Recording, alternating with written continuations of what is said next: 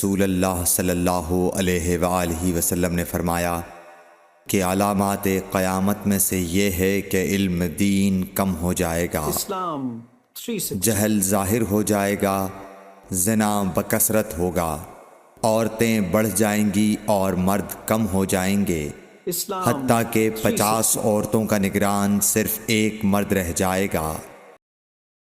رسول اللہ صلی اللہ علیہ وسلم نے فرمایا کہ میں سو رہا تھا، اسی حالت میں مجھے دودھ کا پیالہ دیا گیا، میں نے خوب اچھی طرح پی لیا، حتیٰ کہ میں نے دیکھا کہ تازگی میرے ناخنوں سے نکل رہی ہے۔ پھر میں نے اپنا بچا ہوا دودھ عمر بن الخطاب کو دے دیا۔ صحابہ رضی اللہ عنہم نے پوچھا، آپ نے اس کی کیا تعبیر لی؟ آپ صلی اللہ علیہ وسلم نے فرمایا، علم۔ حجۃ الوداع میں رسول اللہ صلی اللہ علیہ وسلم لوگوں کے مسائل دریافت کرنے کی وجہ سے منا میں ٹھہر گئے تو ایک شخص آیا اور اس نے کہا کہ میں نے بے خبری میں ذبح کرنے سے پہلے سر منڈا لیا۔ آپ صلی اللہ علیہ وسلم نے فرمایا، اب ذبح کر لے اور کچھ حرج نہیں۔ پھر دوسرا آدمی آیا، اس نے کہا کہ میں نے بے خبری میں رمی کرنے سے پہلے قربانی کر لی۔ آپ صلی اللہ علیہ وآلہ وسلم نے فرمایا، اب رمی کر لے اور پہلے کر دینے سے کچھ حرج نہیں۔ ابن عمرو کہتے ہیں، اس دن آپ صلی اللہ علیہ وسلم سے جس چیز کا بھی سوال ہوا جو کسی نے آگے اور پیچھے کر لی تھی تو آپ صلی اللہ علیہ وسلم نے یہی فرمایا کہ اب کر لے اور کچھ حرج نہیں۔ نبی صلی اللہ علیہ وسلم سے آپ کے آخری حج میں کسی نے پوچھا کہ میں نے رمی کرنے یعنی کنکر پھینکنے سے پہلے ذبح کر لیا۔ آپ صلی اللہ علیہ وسلم نے ہاتھ سے اشارہ کیا اور فرمایا، کچھ حرج نہیں۔ کسی نے کہا کہ میں نے ذبح سے پہلے حلق کر لیا۔ آپ صلی اللہ علیہ وسلم نے سر سے اشارہ فرما دیا کہ کچھ حرج نہیں۔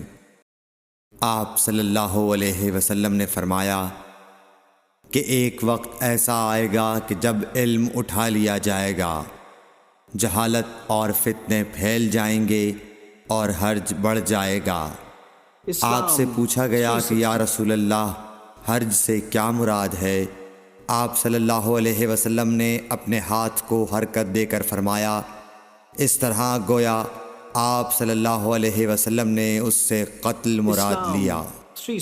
میں عائشہ رضی اللہ تعالی عنہ کے پاس آئی، وہ نماز پڑھ رہی تھیں۔ میں نے کہا، لوگوں کا کیا حال ہے؟ تو انہوں نے آسمان کی طرف اشارہ کیا، یعنی سورج کو گہن لگا ہے۔ اتنے میں لوگ نماز کے لیے کھڑے ہو گئے۔ حضرت عائشہ رضی اللہ تعالی عنہا نے کہا، اللہ پاک ہے۔ میں نے کہا، کیا یہ گہن کوئی خاص نشانی ہے؟ انہوں نے سر سے اشارہ کیا، یعنی ہاں۔ پھر میں بھی نماز کے لیے کھڑی ہو گئی، حتیٰ کہ مجھے غش آنے لگا تو میں اپنے سر پر پانی ڈالنے لگی۔ پھر نماز کے بعد رسول اللہ صلی اللہ علیہ وسلم نے اللہ تعالیٰ کی تعریف کی اور اس کی صفت بیان فرمائی۔ پھر فرمایا، جو چیز مجھے پہلے دکھلائی نہیں گئی تھی، آج وہ سب اس جگہ میں نے دیکھ لی، یہاں تک کہ جنت اور دوزخ کو بھی دیکھ لیا، اور مجھ پر یہ وحی کی گئی کہ تم اپنی قبروں میں آزمائے جاؤ گے۔ مثل یا قرب کا کون سا لفظ؟ حضرت اسما نے فرمایا، میں نہیں جانتی۔ فاطمہ کہتی ہیں، یعنی فتنہ دجال کی طرح آزمائے جاؤ گے۔ کہا جائے گا قبر کے اندر کہ تم اس آدمی کے بارے میں کیا جانتے ہو؟ تو جو صاحب ایمان یا صاحب یقین ہوگا، کون سا لفظ فرمایا؟ حضرت اسما نے، مجھے یاد نہیں۔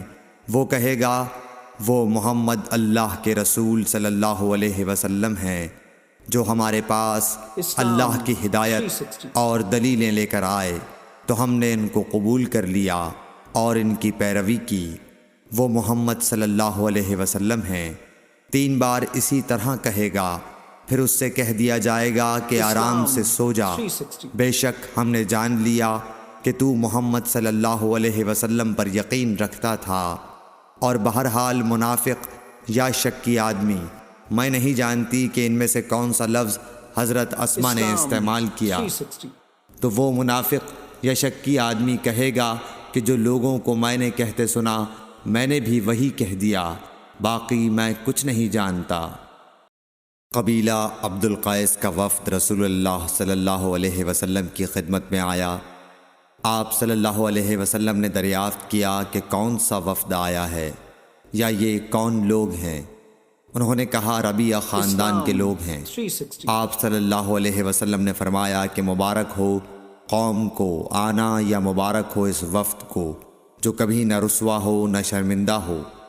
اس کے بعد انہوں نے عرض کیا کہ ہم ایک دور دراز کونے سے آپ کے پاس آئے ہیں اور ہمارے اور آپ کے درمیان کفار مضر کا قبیلہ پڑتا ہے، اس کے خوف کی وجہ سے ہم حرمت والے مہینوں کے علاوہ اور ایام میں نہیں آ سکتے، اس لیے ہمیں کوئی ایسی قطعی بات بتلا دیجئے کہ جس کی ہم اپنے پیچھے رہ جانے والے لوگوں کو خبر دے دیں اور اس کی وجہ سے ہم جنت میں داخل ہو سکیں۔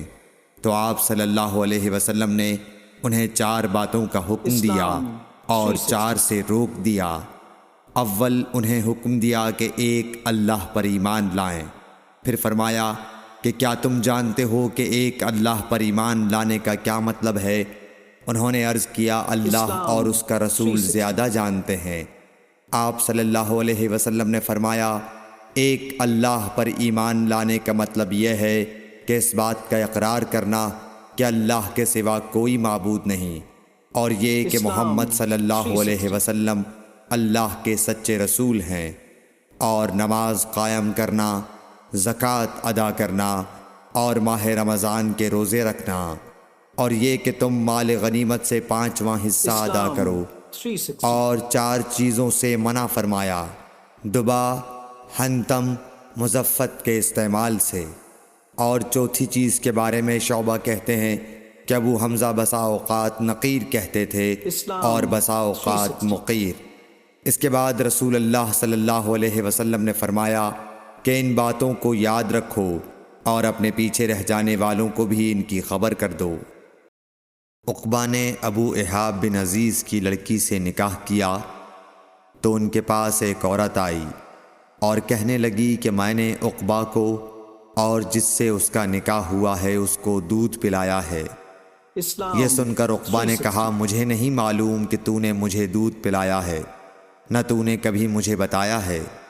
تب سوار ہو کر رسول اللہ صلی اللہ علیہ وسلم کی خدمت میں مدینہ منورہ حاضر ہوئے اور آپ سے اس کے متعلق دریافت کیا تو آپ صلی اللہ علیہ وسلم نے فرمایا کس طرح تم اس لڑکی سے رشتہ رکھو گے، حالانکہ اس کے متعلق یہ کہا گیا۔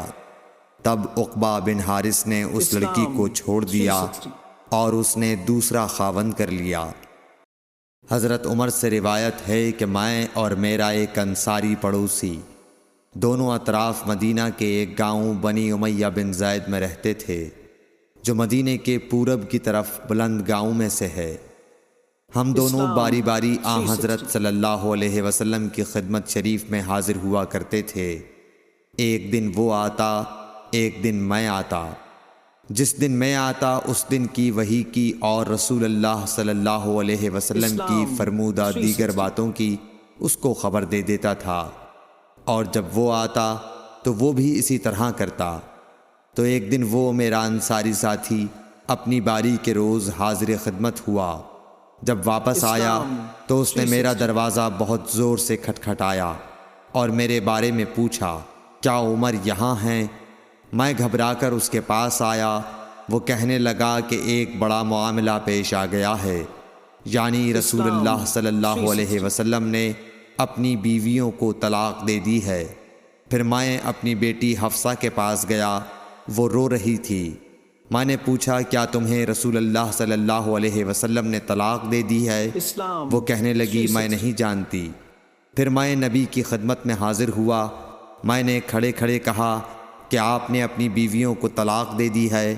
آپ صلی اللہ علیہ وسلم نے فرمایا نہیں، یہ افواہ غلط ہے۔ تب میں نے تعجب سے کہا اللہ اکبر، اللہ بہت بڑا ہے۔ ایک شخص حزم بن ابی کعب نے رسول اللہ کی خدمت میں آ کر عرض کیا یا رسول اللہ، فلاں شخص معاذ بن جبل لمبی نماز پڑھاتے ہیں، اس لیے میں جماعت کی نماز میں شریک نہیں ہو سکتا، کیونکہ میں دن بھر اونٹ چرانے کی وجہ سے رات کو تھک کر چکنا چور ہوتا ہوں اور طویل قرات سننے کی طاقت نہیں رکھتا۔ ابو مسعود راوی کہتے ہیں کہ اس دن سے زیادہ میں نے کبھی رسول اللہ صلی اللہ علیہ وسلم کو وعظ کے دوران اتنا غضبناک نہیں دیکھا۔ آپ صلی اللہ علیہ وسلم نے فرمایا، اے لوگو، تم ایسی شدت اختیار کر کے لوگوں کو دین سے نفرت دلانے لگے ہو۔